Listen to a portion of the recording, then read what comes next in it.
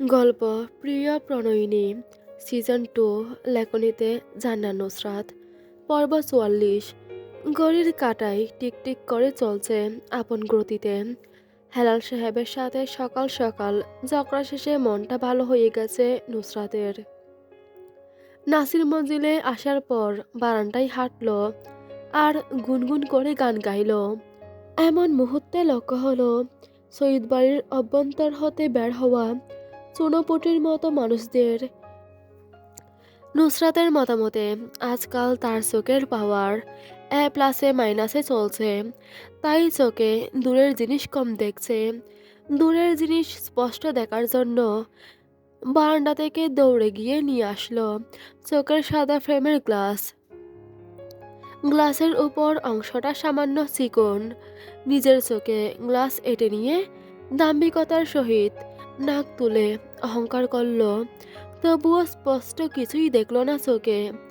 তাই নিজের যুগান্তকারী আবিষ্কার নিয়ে আসলো, যা তাদের ঘরের ছোট আহান্টন বানিয়েছে। চোখের সামনে দূরবীন চেপে ওই বাড়িতে চোখ রাখলো। মনে হলো এর চেয়ে ভালো তার চোখ দুটোই। তাই ভণ্ডামি ছেড়ে বারান্দার রেলিং ধরে চলে গেল ও পাশের বাড়ির অবস্থা দেখতে। প্রথমেই লিপি বেগমকে বের হতে দেখলেন। ভদ্র মহিলার পরনে নুট কালারের বুরকা, মাথায় একই কালারের হিজাব।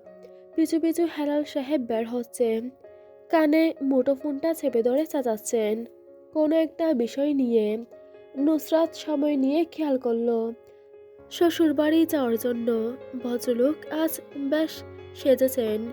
সচরাচর যেমন থাকেন তার থেকে বেশি আজ ভালো করে তৈরি হয়েছেন। বাড়ির ফ্রন্ট ইয়ার্ডে এসে কবজিতে থাকা ঘড়িতে চোখ রাখলেন, অতঃপর আবারও উচ্চস্বরে চেঁচালেন। চেঁচানো শেষে ভাব নিয়ে ট্রাউজারের পকেটে হাত রেখে দাঁড়িয়ে মোবাইলে কথা বলতে ব্যস্ত হলেন। কথা বলা শেষে স্ত্রীর মুখশ্রীর পানে তীক্ষ্ণ দৃষ্টিতে বুলালেন। মুখে সাজের অস্তিত্ব পেতেই খ্যাক করে উঠেন, বললেন, এসব কি লাগিয়েছ তুমি লিপি? কেন, খারাপ লাগছে? লিপি বেগম বয়াত্ত স্বরে শুধালেন স্বামীকে। স্ত্রীর কথা না তুলেই হেলাল সাহেব নিজের মোবাইলের সেলফি ক্যামেরা অন করলেন। লিপি বেগমের মুখের সামনে নিয়ে চেহারা দেখাতে দেখাতে বললেন, দেখো পুরো জিন্নাতের মতো লাগতেছে। লিপি বেগম বেঞ্চি কেটে বললেন, সুন্দরের কিছু বুঝেন আপনি? না, তুমি একাই বুঝো। হ্যাঁ, বুঝি বলেই তো সেজেছি। আপনার মতো বুড়ো বয়সে নায়ক সেজে ঘুরছি না।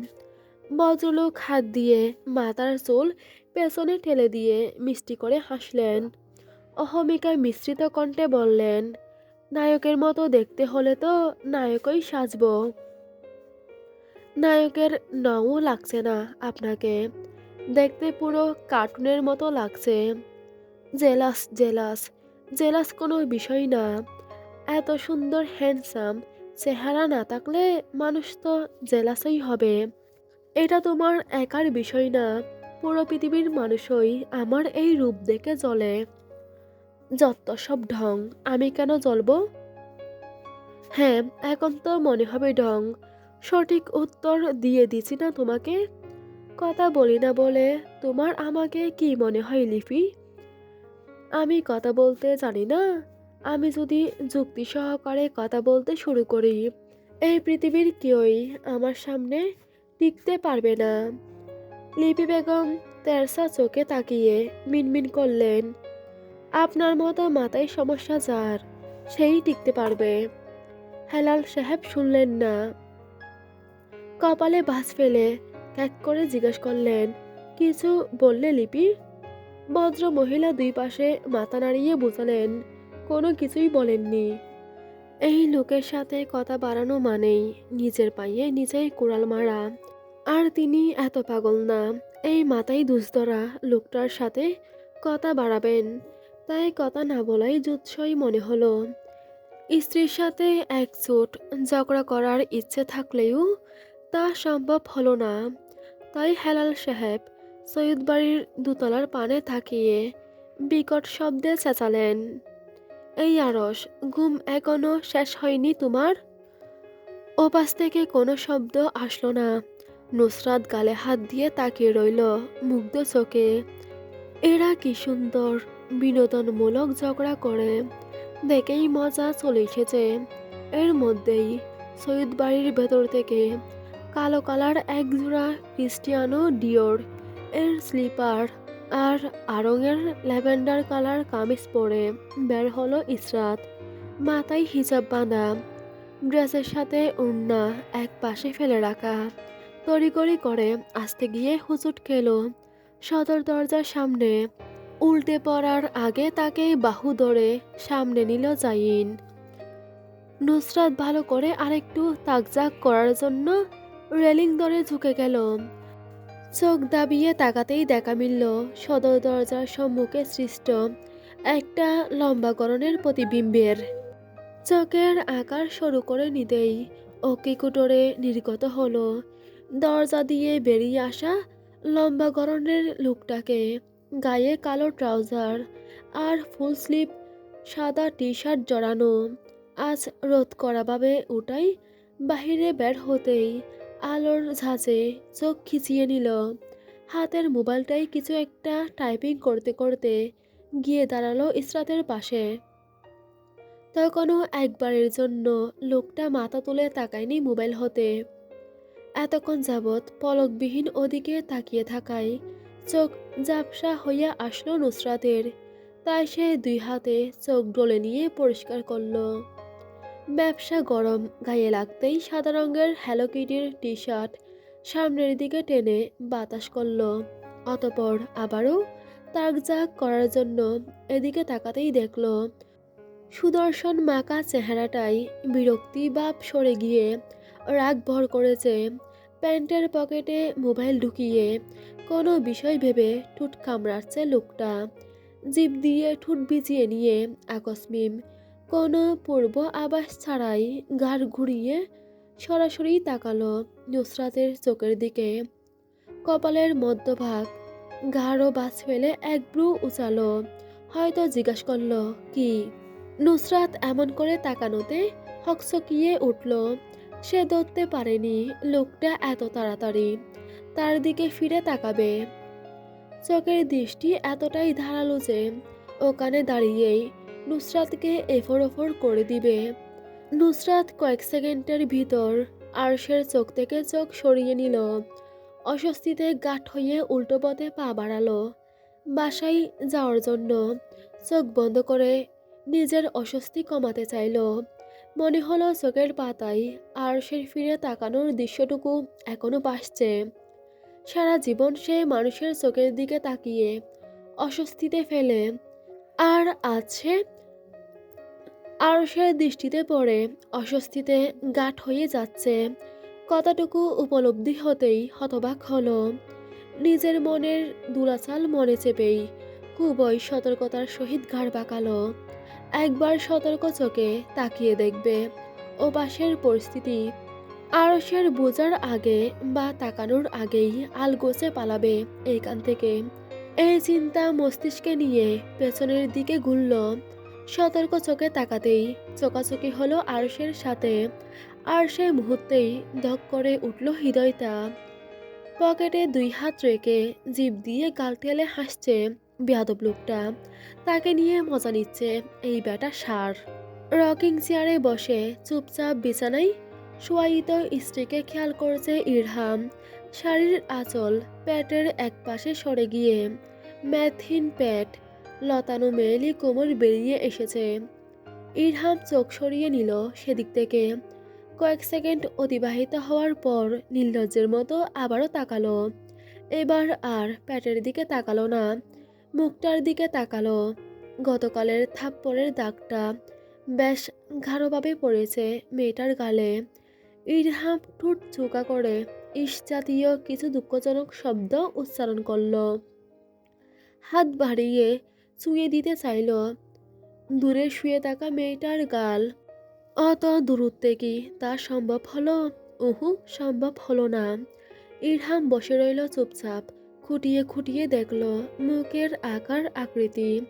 গুটিয়ে শুয়ে থাকা সৌরভীকে দেখতে দেখতে চোখের পাতায় ভাসল ছোট্ট সৌরভীর মুখ।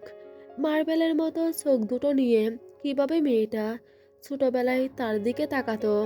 কতটা মনে হতেই ঠোঁট টিপে হেসে ফেলল। পরপর আবার মনে হলো কি আশ্চর্য, সে হাসছে কেন, এ কেমন কাণ্ড। নিজের নির্বুদ্ধিরতায় নিজেই হতবাক হলো। মাথা এলিয়ে রকিং চেয়ারে শুয়ে পড়ল। গা ছেড়ে দিয়ে দুলতে লাগলো ধীরে ধীরে। সারা জীবন সিল করতে থাকা, মেয়েদের সাথে ফ্লার্টিং করতে থাকা সৌরভীর ভাষায় দুশ্চরিত্র, মেয়ে বাস ছেলেটার চেহারায় দুশ্চিন্তা খেলা করলো। কিছু একটা ভেবে উঠে দাঁড়ালো রুম থেকে বের হওয়ার জন্য। দরজার সামনে গিয়ে ছিটকিনি খুলতে নিয়ে দাঁড়িয়ে পড়ল অজানা অস্বস্তিতে। দরজা খুলল না, উল্টো করে এসে সৌরভীর নিকট শব্দহীন দাঁড়ালো। হাত বাড়িয়ে শাড়ির আঁচল টেনে ঠিক করে দিয়ে হাতের পায়ের এমনকি মুখের বাঁধন খুলে দিল। অতঃপর দীর্ঘশ্বাস ফেলে বের হয়ে গেল রুম থেকে। বাড়ির বাহিরে বের হতেই দেখা মিলল নুসরাতের। অস্বাভাবিক চোখে নুসরাত ইরহামের দিকে তাকিয়ে থাকলো কয়েক পল। কপাল কুঞ্চিত করে নাকের ডগা টিস্যুর মধ্যে মুছে নিয়ে শ্বাস ফেলল শয়তান মেয়েটা। ইরহাম হঠাৎ কি একটা কারণে তরতরিয়ে রেগে গেল। এতে বিশেষ পাত্তা দিল না নুসরাত। নির্বিকার চিত্তে দাঁড়িয়ে থেকে আবার শব্দ করে নাক টানল, নাক মুছল টিস্যুতে। নুসরাতের ইতররামিতে ধ্যান না দিয়ে আদেশ দিল, কিছু খাইতে দে, গতকাল থেকে না খাওয়া আছি। নুসরাত গলে পড়ল, হাতের টিস্যু ফেলে দিয়ে হাতের তালুতে নাক মুছে হাসল, বলল, এক্ষুনি নিয়ে আসতেছি খাবার। ইরহাম হুঁশিয়ারি দিয়ে বলল, হাত আগে পরিষ্কার করে নিস, খাচ্ছন্নি। নুসরাত মাথা দুলালো, পা বাড়ালো কিচেনের দিকে। সে বিশেষ কিছু রান্না জানে না। আজ নাসমিন বেগমেরও দেখা নেই, তার বাপেরও দেখা নেই। স্বামী স্ত্রী দুজনেই গাটি গেড়েছেন ঘরের ভিতর। বন্ধ দরজার পানে একবার তাকিয়ে বুঝে নিল এখনো গত রাতের ট্রমা থেকে বের হতে পারেনি কেউই। সবাই তো তার মতো শক্তিশালী উমেন না যে সবকিছু সংবরণ করে পরের দিন একদম স্বাভাবিক আচরণ করবে। বাপ নিয়ে চুল পেছনে উড়িয়ে দিল। অতঃপর নিজেই বলল, একটু বেশি নিজের প্রশংসা হয়ে যাচ্ছে নুসরাত, কমিয়ে কর। ঢং বাদ দিয়ে তাড়াহুড়ো হাতে এক কাপ চা গ্যাসে বসালো, অন্যটায় ডিম পোস্ট করে দিল। এতটুকুই পারে সে, এর বেশি পারবে না। এর বেশি পারবে না কিছুই। যদি খাইতে চাইতো খাক, নইলে না খাক। আরাম করে ক্যাবিনেটের উপর বসল।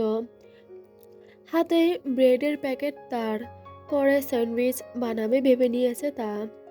ডিম পোস্ট হতে হতে এক হাতে ব্রেড ছিঁড়ে ছিঁড়ে মুখের উপর ঢুকালো। ডিম হতে হতে 3 খান ব্রেড খেয়ে নিল একাই সে। এরপর চাইয়ে চা পাতা দিয়ে স্যান্ডউইচ বানানোর জন্য নেওয়া ব্রেডের পুরো প্যাকেট একাই সাবার করে দিল। বাপ নাই ডুবে থেকে প্যাকেটে হাত ঢুকালো আর এক টুকরো বের করে মুখে ঢুকানোর জন্য। কিছুই মিলল না। অবাক চোখে তাকিয়ে দেখল খালি পড়ে থাকা ব্রেডের প্যাকেটটা। নিজের চোখ, পেট, দাঁত, গলাকে বিশ্বাস করাতে পারল না সে একাই এতটুকু খেয়ে নিয়েছে। লিপি খানের বাড়িতে পৌঁছাতে পৌঁছাতে সকাল 11টা বেজে গেল। জাইনদের নানা বাড়িটা গ্রামের ভিতরের দিকে, ফসলি জমির মাঝখানে ভীষণ শখ করে। বিশাল বাড়িটি তুলেছিলেন আরশের নানা। বাড়িটির ছাদে দাঁড়ালে খালি চোখে দূর দূরান্তের জমি দেখা যায়। ঘনবসতি গ্রামটার এপাশে তেমন একটা পরিবার বসবাস করে না। বাড়ির বাঁ পাশে পিছনে বড় বড় দুটো পুকুর আছে। বাঁ পাশের পুকুরটায় মাছের চাষ হয়। জাইনদের গাড়ি যখন মেঠো পথ ধরে এদিকে আসছিল তখন দূর দূরান্তের সবকিছু হাঁ করে দেখছিল ইসরাত। আজ ড্রাইভিং সিটে আরশ বসেছে, ফ্রন্ট সিটে জাইন, ব্যাক সিটে হেলাল সাহেব, লিপি বেগম আর সে। শ্বশুর শাশুড়ির মাঝখানে আরাম করে খরগোশ ছানার নাই মুখ বানিয়ে বসে নড়চড়বিহীন বাহিরের দৃশ্য দেখতে ভালোই লাগছে। হেলাল সাহেব হাত তুলে দেখাচ্ছেন জাইনকে, এটা তোমার এই বাড়ি, ওটা তোমার ওই বাড়ি। হঠাৎ হঠাৎ ইসরাতকে বিভিন্ন রাস্তা দেখিয়ে বলছেন, এদিক দিয়ে গেলে ওদিকে যাওয়া যায়। কোন রাস্তা কোন গ্রাম কোন উপজেলার সাথে যুক্ত হয়েছে ইসরাত চুপচাপ শ্রবণ করছে। তার মাথার ৫ হাত উপর দিয়ে যাচ্ছে এই কথাগুলো, তবুও হ্যাঁ হু হা মাথা নাড়াচ্ছে, বোঝাচ্ছে সে বুঝেছে। গাড়ি যখন খানবাড়ির সামনে পৌঁছালো তখন হেলাল সাহেব নড়েচড়ে উঠলেন, ইসরাতের দিকে নিজের বাহু বাড়িয়ে দিয়ে বললেন, দেখ সুগন্ধিটা কেমন। এত তীব্র পারফিউমের ঘ্রাণে ইসরাতের নাক ঝাঁঝিয়ে উঠল, হাঁচি চলে আসলো পারফিউমের ঝাঁঝালো গন্ধে।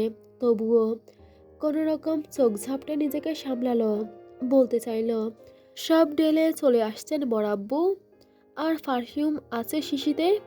কিন্তু বলতে পারল না। বজ্রতার খাতিরে মুখ ফুটে হাতের ডিওরের মেরুন কালার পার্সে খুঁজল কিছু একটা, হাতানো শেষে খুঁজে পেল না নিজের প্রয়োজন মাফিক জিনিস। হতাশ নিঃশ্বাস ফেলতে যাবে, জাইন তার সামনে টিস্যু বাড়িয়ে দিল, গম্ভীর গলায় বলল, নিন। ইসরাত টিস্যু হাতে নিতেই হেলাল সাহেব তীক্ষ্ণ চোখে দেখলেন বড় ছেলেকে, ভাবলেশীন হওয়ার ভান করে সূক্ষ্ম খোঁচা মারলেন ছেলেকে। এত ভক্তি, উহু, মেনে নিতে পারলাম না। একটা প্রবাদ বাক্য আছে, অতিভক্তি চুরের লক্ষণ। সুর টেনে কথা শেষ করলেন ভদ্রলোক। জাইন শ্বাস ফেলে কিছু বলতে নিবে, তাকে কেটে দিয়ে ইসরাতের দিকে গদগদ করে বললেন হেলাল সাহেব। ছেলের বিরক্তিমাখা চেহারা দেখেও না দেখার ভান করে বললেন, সাবধানে থাকিস, কেন জানি খারাপ অনুভূতি হচ্ছে আমার। আজকাল দুনিয়াটা বাটপারে ভরপুর হয়ে গেছে। ইসরাত মাথা দুলালো শুধু, কিছু বলতে নিবে কানে আসলো শব্দ করে বাজানো হর্নের আওয়াজ। সামনে তাকাতেই দৃষ্টিসীমায় আটকালো লোহার উঁচু গেট, চারিদিকে পাথরের প্রাচীরে ঘেরা একটা বাড়ি, প্রাচীরের উপরে কাছের কাটা টুকরো গেঁথে রাখা। ইসরাতের গুলগুল চাহনির ভেতর গেট খুলে দিল, ভেতর থেকে একটা লোক পুরো গেট খুলে দিতেই সামান্য উঁচু হয়ে ওঠা কংক্রিটের রাস্তা দিয়ে গাড়ি ভেতরে প্রবেশ করালো। গাড়ি পার্ক করার আগেই দেখা মিলল হন্তদন্ত হয়ে ছুটে আসা জাইনের বয়সী একটা মেয়ের। গাড়িতে বসে থেকে ইসরাত অবাক চোখে মেয়েটার হন্তদন্ত পায়ে দৌড়ে আসার দৃশ্য দেখল। এমনকি পায়ের জুতো জোড়া পরেনি মেয়েটা। তার পেছন পেছন পাকিস্তানি মহিলাদের মতো মুখের অবকাঠামো নিয়ে বেরিয়ে আসলেন বয়স্ক মহিলা। ইসরাত বুঝে নিল বয়স্কই জাইনের নানি, মুখটা গম্ভীর করে রাখা, হাসির লেশমাত্র নেই তাতে। নির্লিপ্ত মুখে দাঁড়িয়ে আছেন তিনি। দরজা খুলে সবার আগে বের হলেন হেলাল সাহেব। শাশুড়িকে সালাম দিতেই হাত বুলিয়ে দিলেন তিনি। লিপি বেগম নিজেও সালাম দিতেই ২ হাতে বুকে জড়িয়ে ধরে চুমু খেলেন। এতদিন পর মাকে কাছে পেয়ে শব্দ করে কেঁদে ফেললেন লিপি বেগম। তাতে ভাবাবেগ হলো না রুমানা খাতুনের। শক্ত কণ্ঠে মেয়েকে বললেন, যাও লিপি, ঘরে যাও, ঘরে গিয়ে রেস্ট নাও। ইসরাত ভদ্র মহিলার এমন খাটখুট্টা মুখ দেখেই নিজের মুখের হাসিটুকু গায়েব হয়ে গেল।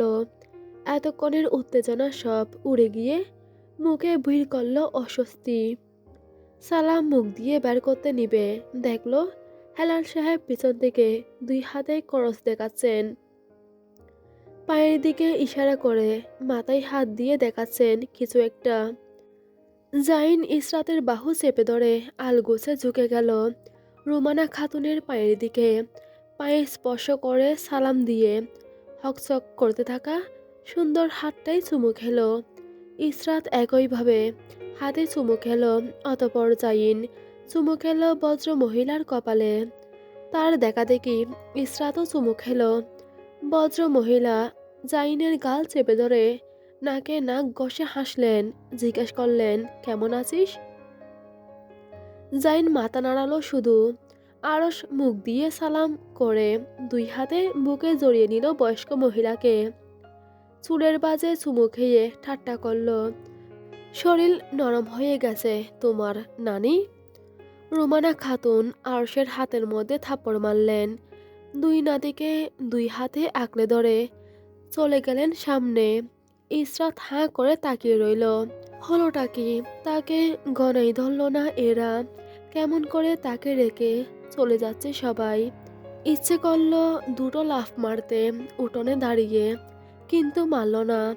রেপুটেশনের একটা ব্যাপার আছে। চোখ কুঁচকে মনে মনে কয়েকটা চিৎকার দেওয়ার প্রস্তুতি নিতেই জাইন এক হাতে টেনে ধরল তার হাত, টেনে নিয়ে চলল নিজের সাথে। ইসরাতকে ব্রু উঁচিয়ে শুধালো, এখানে থাকার চিন্তা করছেন নাকি? ইসরাত হকচকিয়ে পা বাড়ালো সম্মুখে। জাইনের সাথে পা মেলাতে গিয়ে ব্যাগ পোহাতে হলো তাকে। তারপরও পা মিলিয়ে এগোলো। বাড়ির ভেতরে বা পা ঢুকাতে নিবে কটুর স্বরে রুমানা খাতুন বললেন, আগে ডান পা ঢুকাও জাইনের বউ। মহিলার কতটা ধমকের মতো শোনালো ইসরাতের নিকট। আর একটু জোরে বললে তার প্রাণ পাখি এক্ষুনি তো উড়ে যেত।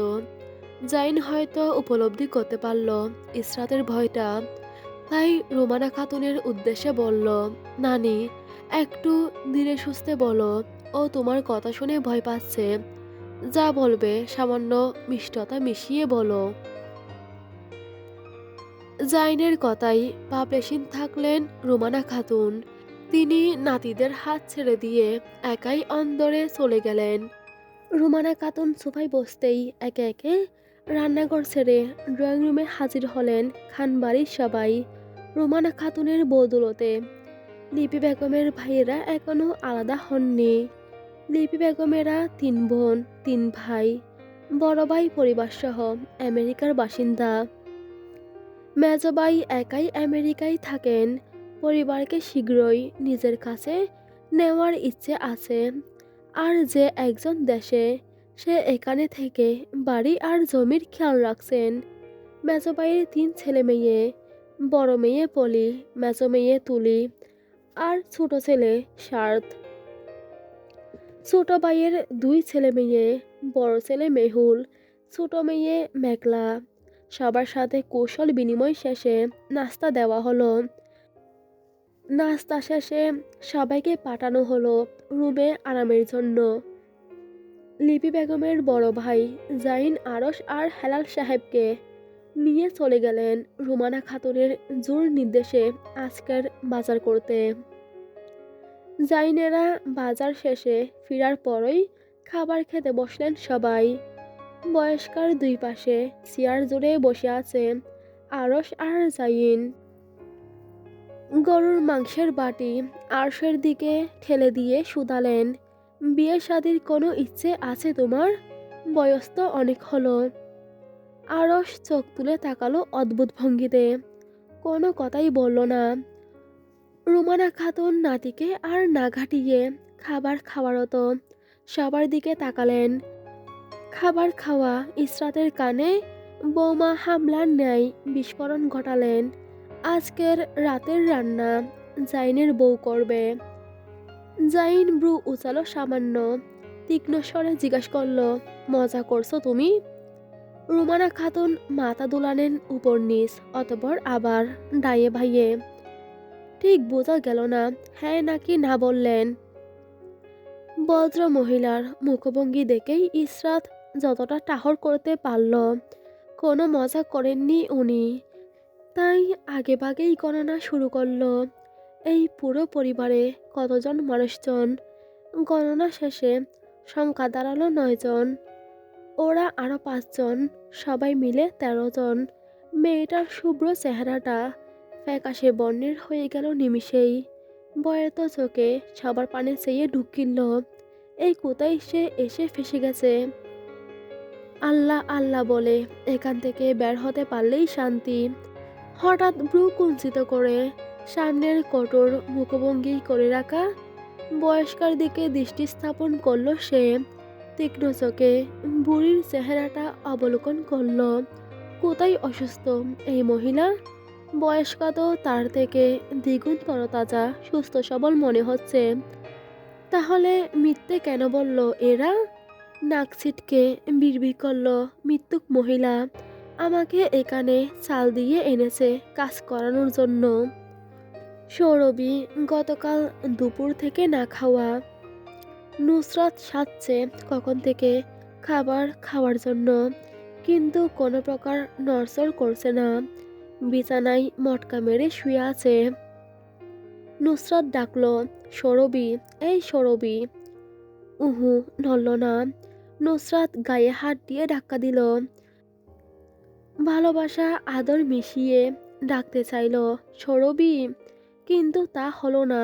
বের হলো কর্কশ স্বরে, এই সৌরভী উঠ। না, উত্তর আসলো না ওপাশ হতে। চোখ খুলে পর্যন্ত তাকালো না তার দিকে।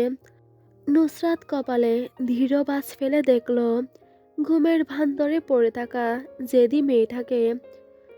চোখের পাপড়ি নড়ছে তিত্তির করে। সে চাইলেই একটানে মেয়েটাকে তুলে বসাতে পারে, কিন্তু করল না।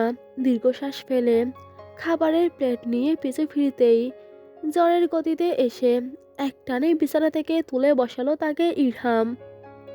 হিসহিসিয়ে বলল, চুপচাপ খাবার খাও। সৌরভী চিৎকার করে উঠল, আমাকে স্পর্শ করার সাহস পেলি কিভাবে তুই? তুই কে আমাকে খাবার খাওয়ার জন্য বলার? আমি খাবার খাবো না, শুনেছিস তুই? ইরহাম নিজের রাগ প্রকাশ করতে গিয়েও করল না। কেন, মরে যাবে তুমি না খেয়ে? হ্যাঁ, মরে যাব। তোর মতো পিশাচের সাথে সংসার করার চেয়ে মরে যাওয়া বেশি উত্তম। ইরহাম নির্বিকার চিত্তে দাঁড়িয়ে রইল, ট্রাউজারের পকেটে হাত ঢুকিয়ে বলল, পরে মরো, এখন খাবার খাও। নুসরাত হাতে প্লেট নিয়ে দাঁড়িয়ে দুজনের ঝগড়া আরাম করে দেখছে। ইরহাম আবারও গম্ভীর কণ্ঠে জিজ্ঞাসা করল, তুমি কি ভাবছো খাবার না খেলে আমি তোমাকে তালাক দিয়ে দিব? ভাবনা পর্যন্ত স্থায়ী রাখো কথাটা। এই জীবনে তোমাকে আমি তালাক দিব না। সৌরভী ক্ষোভে নাকের পাটা ফোলালো। দুই হাতের মুঠো শক্ত করে চেপে ধরল শাড়ি। রাগে হিতাহিত জ্ঞান শূন্য হয়ে চেঁচালো, জানোয়ার, আমার অভিশাপ লাগবে তোর গায়ে। তুই জীবনেও সুখী হবি না, জাহান্নামে যাবি তুই। সৌরভীর এত কথার বিপরীতে ইরহাম নির্লিপ্ত রইল, কোনো জবাব দিল না, এমনকি মুখে রাগের বহিঃপ্রকাশও ঘটালো না। এতে সৌরভীর রাগ আরো বাড়ল। মস্তিষ্কের স্নায়ুকোষগুলো তড়িৎ গতিতে দৌড়াতে লাগলো। ফলে রাগ আরো বাড়ল। দাঁতে দাঁত চেপে নিজের অপ্রতিরোধ্য রাগ সামলাতে চাইল, পারল না। তাই সপাটে ইরহামের গালে একটা চড় বসিয়ে দিল। এতেও রিয়েক্ট করল না ইরহাম। চুপচাপ খাবারের প্লেটের দিকে ইশারা করে বলল, নাও, রাগ কমে গেলে খাবার খাও। এতটুকু কথা রাগে কেরোসিন ঢালার মতো কাজ করল। সৌরভীর মনে হলো তাকে নিয়ে ঠাট্টা করে এই লম্পটটা। তাই না চাইতেও গলবিল বেয়ে ছিটকে বেরিয়ে আসলো আরো কিছু গালি। জবান দিয়ে শব্দের সহিত ফুটল, চরিত্রহীন একটা পিশাচ তুই, জানোয়ার, কাপুরুষের বাচ্চা, কুত্তার বাচ্চা, শুয়োরের বাচ্চা, তুই মরে যা, লম্পটের। ইরহাম দাঁতে দাঁত চেপে প্রথম গালিগুলো হজম করে নিতে চাইল। কোনো রকম হজম করতে পারলেও শেষের গুলা পারল না। রক্তবর্ণের চোখে তাকিয়ে হাত শূন্যে তুলল সৌরভীকে বাজিয়ে একটা থাপ্পড় দেওয়ার জন্য। তার পূর্বেই চোখ বন্ধ করে শব্দ করে কেঁদে ফেলল সৌরভী। দুই গালে থাপ্পড়ের হাত থেকে বাঁচার জন্য চেপে ধরল খামচে। যখন উপলব্ধি হলো থাপ্পড় গালে পড়েনি, তখন ঝাপসা চোখ খুলে তাকালো সম্মুখে। ইরহাম স্তম্ভিত হয়ে দাঁড়িয়ে আছে, শূন্যে তোলা হাত এখনো সেখানে আটকে। নিষ্প্রাণ চাহনিতে তাকে দেখছে। সৌরভী এতটুকুই দেখল। এরপর কি হলো? দুর্বলতায় শরীর তত্তর করে কাঁপল তার। চোখ দুটো ঝাপসা হয়ে আসলো সেকেন্ডের ভিতর। ভারসাম্য বজায় রাখতে শক্ত কিছু ধরার জন্য হাতালো, হাত গিয়ে ঠেকলো খড়কুটোর ন্যায় কিছু একটাই। পা নিজের স্থান থেকে টলে গিয়ে সামনের দিকে উল্টে পড়ল। অবচেতন মনে অনুভব হলো ব্যথা পাবে সে। তাকে মিথ্যে প্রমাণ করে দিয়ে ব্যথার লেশমাত্র পেল না। সৈয়দ বাড়িতে বুড়ের আলো ফোটার পর চোখ লেগেছিল ঝর্ণা বেগমের। ঘণ্টা তিনেকের মতো ঘুমিয়েছিলেন। এরপর ঘুম থেকে উঠে আবারও আহাজারি শুরু করে কাঁদছেন, কপাল চাপড়ে কাঁদছেন আর বলছেন এই ছেলেকে তিনি পেটে ধরেছেন। এই দিন দেখার আগে মরলেন না কেন তিনি? সোহেব সাহেব রকিন চেয়ারে আরাম করে বসে বই পড়ছেন, চোখে চিকন লেন্সের চশমা। স্ত্রীর কান্নায় বই পড়ায় ব্যাঘাত ঘটে, তাই বিছানায় বসে হা হুতাশ করা স্ত্রীকে একবার তাকিয়ে দেখলেন। নির্লিপ্ত কণ্ঠে শুধালেন, নিজেকে দোষ দিচ্ছ কেন? ঝর্ণা বেগম হু হু করে কেঁদে উঠলেন। বললেন, আমি ওকে ঠিকমতো শিক্ষা দিতে পারিনি, এজন্যই আজ ও এমন করেছে। সব দোষ আমার, আমার জন্য সব হয়েছে। সোহেব সাহেব স্ত্রীকে মোটেও দোষ দিলেন না। বললেন, ভেবে নাও, ভাগ্যে ছিল এমন হওয়ার, তাই হয়েছে। যাও কিছু খেয়ে নাও, নইলে শরীর খারাপ হবে। গতকাল থেকে না খাওয়া তুমি। খাবার টেবিলে রোহিণী গুমরা মুখে খাবার সাজাচ্ছিলেন। রমরমে বাড়িটা নীরব হয়ে আছে আজ। আহান চেয়ার টেনে বসলো খাবার টেবিলের জন্য। চেয়ার টানার শব্দটুকু এত জোরে হলো রোহিণী বেগম আঁতকে উঠলেন প্রায়। আহান দেখল বৌমাকে ধরে ধরে নিয়ে আসছেন চাচ্চু। চোখ সরিয়ে খাবার টেবিলে এনে চুপচাপ প্লেট টেনে খাবার বেড়ে নিল নিজের প্লেটে। কানে আসলো ঝর্ণা বেগমের নাক টেনে কান্নার শব্দ। উনি খাবার মুখের সামনে নিয়ে ব্যয় ব্যয় করে কাঁদছেন আর বলছেন, আমার বাচ্চাটা গতকাল থেকে না খাওয়া। সকালে খেয়েছে নাকি কে জানে। আহান বিড়বিড় করল, গতকাল রাতে যতটা মার খেয়েছে ভাই, তাতে আগামী 2 দিন কিছু না খেলেও পেট ভরা থাকবে। ঝর্ণা বেগম পরোটা ছিঁড়ে মুখে দিলেন আর হু হু করে কাঁদলেন। আহান গালে হাত দিয়ে দেখল বৌমার নাকি কান্না, বুঝতে পারল তারও চোখ জ্বালা করছে চাচিকে কাঁদতে দেখে। তাই চোখের পলক ফেলে নিজের পানি লুকাতে চাইল, সাথে নিজের কাছে একটা প্রতিজ্ঞাবদ্ধ হলো। মিনমিন করে আওড়ালো, আমি কোনোদিন আব্বু আম্মু বৌমা চাচুকে কষ্ট দিব না, যাই হয়ে যাক না কেন। পড়াশোনা করে সবার মুখে হাসি ফোটাবো। ঝড়ের গতিতে এই খবরটা নুসরাতের কাছে পৌঁছে দিতে গেল সে। যখন নাসির মঞ্জিলে আহান পৌঁছালো, তখন নুসরাতকে চিন্তিত ভঙ্গিতে পুরো করিডোরে পায়চারি করতে দেখল। তবুও তাকে দেখতেই নুসরাত ভ্রু উঁচিয়ে শুধালো, কি বলবি বল। তুমি কিভাবে বুঝলে আমি কিছু বলতে চাই? কারণ আমি the one and only Nusrat Nasir. মানুষের মুখ দেখে বুঝে যায় মানুষ কি উপলব্ধি করছে বা কি বলতে চাইছে। আহান নুসরাতকে জানালো তার ভবিষ্যতের ভাবনাটুকু। নুসরাত কিছুক্ষণ আহানের দিকে তেরসা চোখে তাকিয়ে রইল। পরক্ষণেই পেট চেপে হেসে উঠল। এক হাতে রেলিংয়ে থাপ্পড় মারতে মারতে বলল, ছোটবেলা সেন্টিকেলে আমিও এমন আজগুবি চিন্তাভাবনা করতাম। হু হু হা হা হি হি। সরি আপুরা, অনেক নয়েস এসেছে, তার জন্য দুঃখিত।